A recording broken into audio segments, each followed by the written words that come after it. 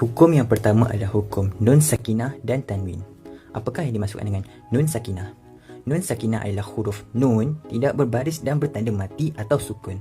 Contohnya di sini adalah nun berbaris mati, manakala nun berbaris fathah, nun berbaris kasroh dan nun berbaris dhammah bukan nun sakinah. Seterusnya, apakah itu tanwin? Tanwin ialah baris dua sama ada di atas, baris dua di bawah dan juga baris dua di hadapan. Kita pergi kepada hukum bacaan. Hukum bacaan pertama adalah iqlab. Cara bacaannya adalah menukar sebutan nun kepada mim berserta dengung. Apakah itu dengung? Dengung adalah menahan suara dengan kadar 2 harakat. Hurufnya adalah ba. Misalnya, bila nun sakinah bertemu dengan huruf iqlab yakni ba, cara bacaannya adalah yambu'a. Bunyi nun diganti dengan mim. Seterusnya, tanwin nafsim bima.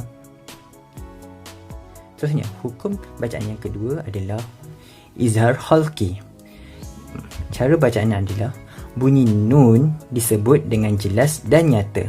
Huruf-hurufnya adalah hamzah, ha, ain, ghin, ha dan kha. Misalnya, man amana. Bunyi nun disebut dengan jelas dan nyata. Seterusnya, tanwin jurufin hari. Hukum bacaan ketiga adalah idgham bila gunnah. Bila gunnah bermaksud tanpa gunnah dengung. Cara bacaan adalah menggabungkan bunyi nun kepada huruf selepasnya tanpa dengung. Hurufnya adalah lam dan ra. Misalnya, fa'illam, tanwin ghafurur rahim. Seterusnya, hukum yang keempat adalah idgham ma'a gunnah. Idgham ma'a gunnah, ma'a bersama gunnah dengung, menggabungkan bunyi nun kepada huruf selepasnya berserta dengung. Hurufnya adalah ya, waw, mim, nun. Misalnya, nun sakinah may yasha'u, dengung may yasha'u, 2 harakat. Seterusnya adalah tanwin bisuratim min, bisuratim min. Sebenarnya hukum yang terakhir adalah ifa hakiki. Cara bacaannya adalah menyembunyikan atau menyamarkan bunyi nun sebelum bertemu dengan huruf selepasnya berserta dengung. Contoh huruf ifa hakiki adalah ta, sa, jim, dal, zai, zai, shin, shin, sod, dot, to, zo, fa, qaf, kaf. Okey. Contoh misalnya adalah nun sakinah in kuntum. Seterusnya, tanwin adalah qaulan sakila. Hukum yang kedua adalah hukum mim sakinah. Apakah yang dimaksudkan dengan mim sakinah? Baiklah, mim sakinah adalah huruf mim tidak berbaris atau sukun. Contohnya di sini adalah mim berbaris mati. Manakala mim berbaris fathah, mim berbaris kasrah, mim berbaris dhammah, mim syiddah dan juga mim tanwin berbaris tanwin adalah bukan mim sakinah. Hukum bacaan mim sakinah terbahagi kepada 3. Yang pertama adalah idgham mislain. Cara bacaannya memasukkan bunyi mim sakinah kepada mim berbaris serta dengung. Hurufnya hanya satu, iaitu mim. Apabila mim mati bertemu dengan mim berbaris ataupun mim syiddah, misalnya adalah lahum masala. Seterusnya, ikhfa syafawi. Cara bacaan adalah menyembunyikan bunyi mim serta dengung. Hurufnya hanya satu, adalah ba. Contohnya, tarmihim bihijaratim. Bunyi mim disembunyikan. Seterusnya, yang ketiga adalah izhar syafawi.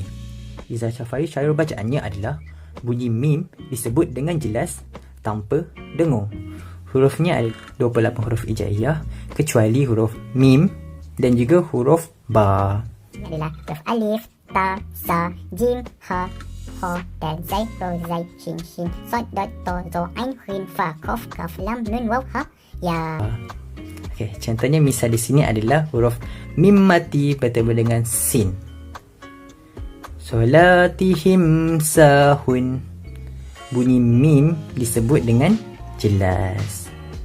Hukum yang ketiga dan terakhir adalah hukum nun syiddah dan mim syiddah. Apakah yang dimaksudkan dengan nun syiddah?